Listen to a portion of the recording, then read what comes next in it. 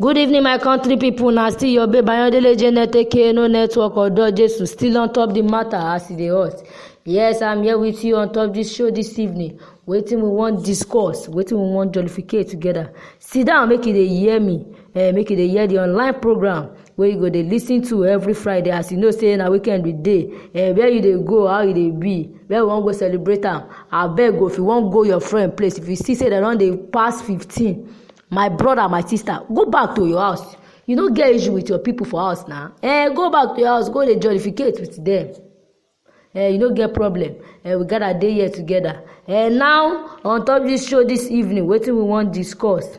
Now, old school gist. Now, we want to discuss today. Bad guys. Soft work.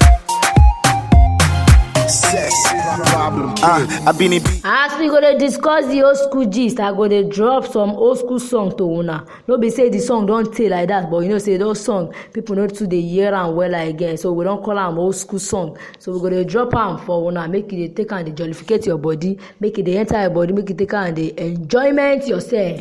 You go feel lavish. Foreign girls in my house, I dey learn Spanish, and the French girl tell me je m'appelle Gladys. I dey scope on my let some bread vanish, but no be strain. Make I sharply do shout out to my pastor Joseph Akiolu Akande. Now today May 8th, now be your birthday. God go bless you. God go give you long life and prosperity. Hey, a little look on some ladies. Yeah, we dey turn up on the daily.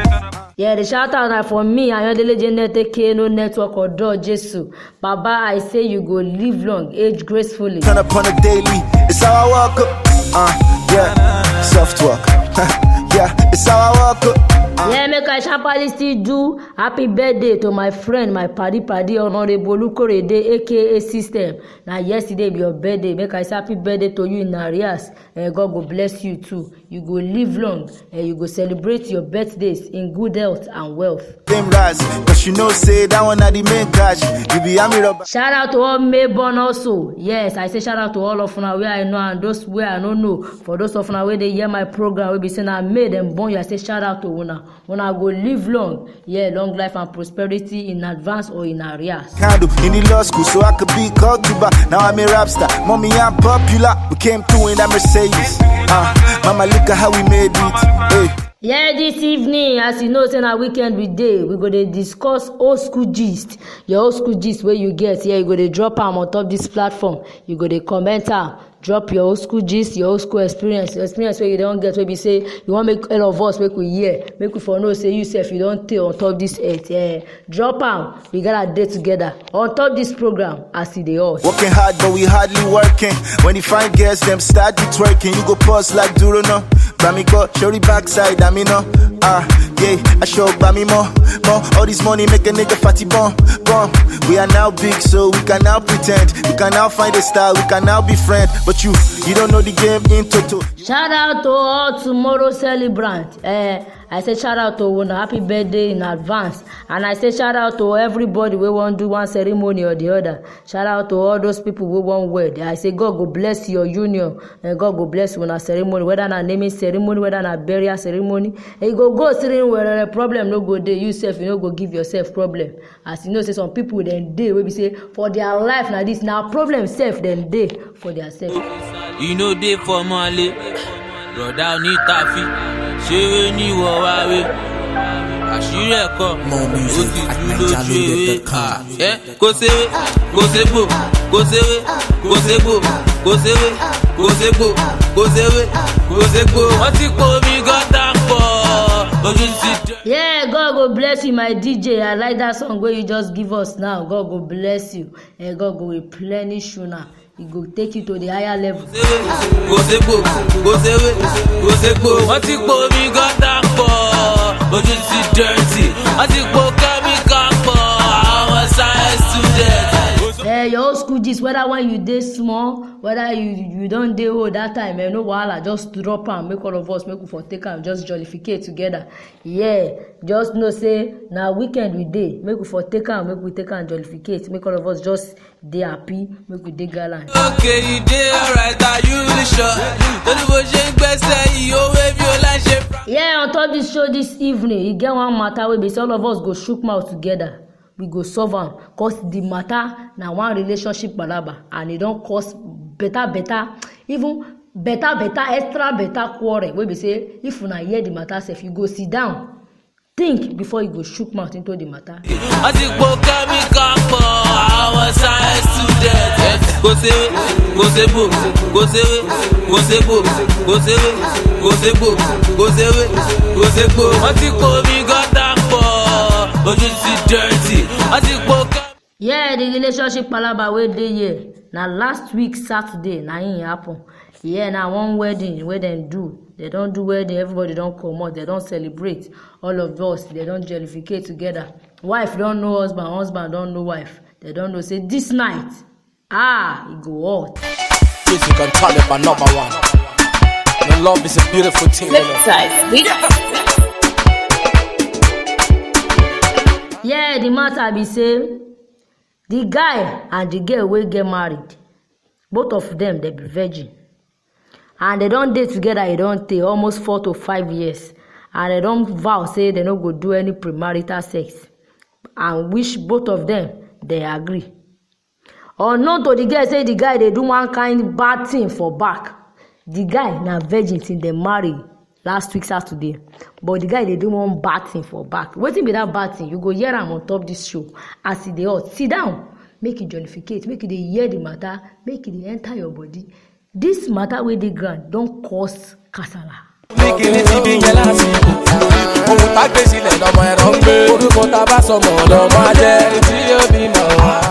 Wedding day don come, everybody don comot, they don celebrate. Now husband and wife don enter room, don undress, they don jollificate together, they don caress themselves, and they don do wetin man and woman wey don well suppose do. You understand?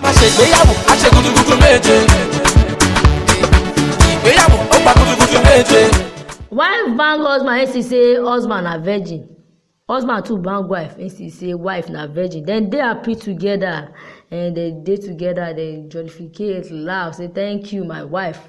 Wife come instead of wife to tell husband thank you, na she vex comot for bed.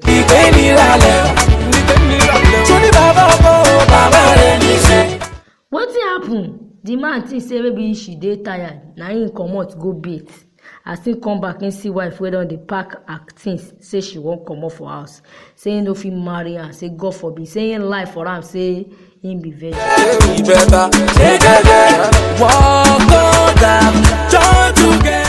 Wetin sup? Wetin happen? Wetin I do una?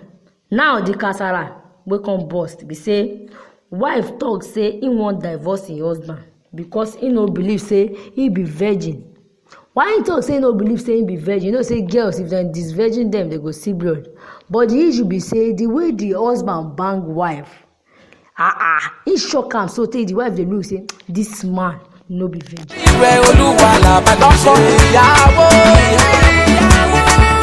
You suppose understand wetin I dey talk. You know say if you see virgins, if you see the way they go dey react, e go dey different to una wey be expert.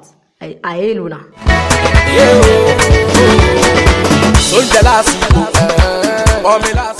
And husband true him be virgin, but the problem wey he can't get wey make am bang him wife like that be say he too dey like to dey watch porn.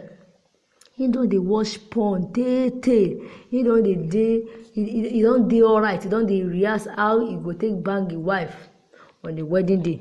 Now he come be the problem now. The wife come talk say if he no see proof say the husband na virgin, he no go come back to the house. Cause as I dey talk now, the lady don comot for house go im papa and im mama house. Husband still dey beg am. Wife talk say he no go come back o. Say he wan get proof say husband na virgin. And for husband to come tell am ordinary word no fit show proof. He say he need proof say husband na virgin. And husband know say he be virgin, but na the porn videos wey he dey watch, he too dey watch am, so he don affect am. Na he come practice for him wife body on their wedding night. Na him the wife come vex say he no fit marry am again. I no come know. Now the issue be say we want make una shook mouth. Wetin make the man do? Cause wife don vex now say he no marry am again, and he don disvirgin the wife. The wife say he no even care whether he disvirgin am abi he no disvirgin am o. say he won't get proof say him husband na virgin cause virgins no dey bang like that. You can call it my number one. Your love is a beautiful thing. Yeah, drop your comment on top this matter. Wetin you wan make the man do? He ain't go dey show am all the videos wey he don watch. Shey na him go take do proof abi make him just leave the wife make him no beg am abi wetin you wan talk sef? Wetin you wan chook your mouth on top this matter? Wetin you wan talk? Wetin be the advice wey you go give the husband to him wife?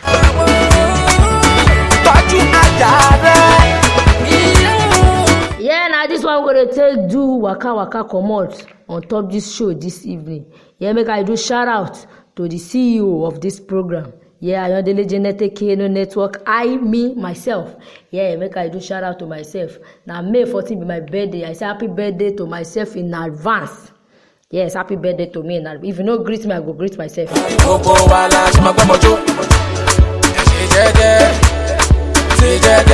My people, I say thank you to Una. Make you celebrate your weekend in a cool way. No do anyhow. I beg.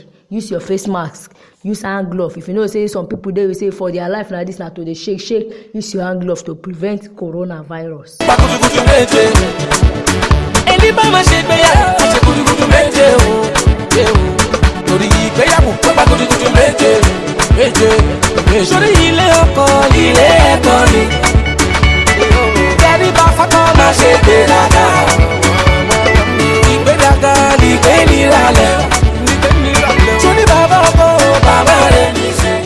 Yeah, we don dey comot on top this show right now. We go dey give you songs wey be say you go dey listen to as we go don comot on top this show. Na still your babe Ayodele Genetic KNO Network. Know say no matter how bad you love person, no make dem treat you like option. Abeg my brothers, my sisters, I dey tell una youth, I dey tell una married man and woman. No matter how bad you love person for your life, abeg no let them treat you like an option. Yeah, I say shout out to everybody wey dey out there. I say happy weekend to una. God go bless una. Your weekend go dey alright, it go dey wella. If you know say you wan bless our account, you wan sponsor us, and you wan talk to the person wey be say dey follow you talk right now, Ayodele Genetic KNO Network or Jesu. Holla me on top this number 090287501.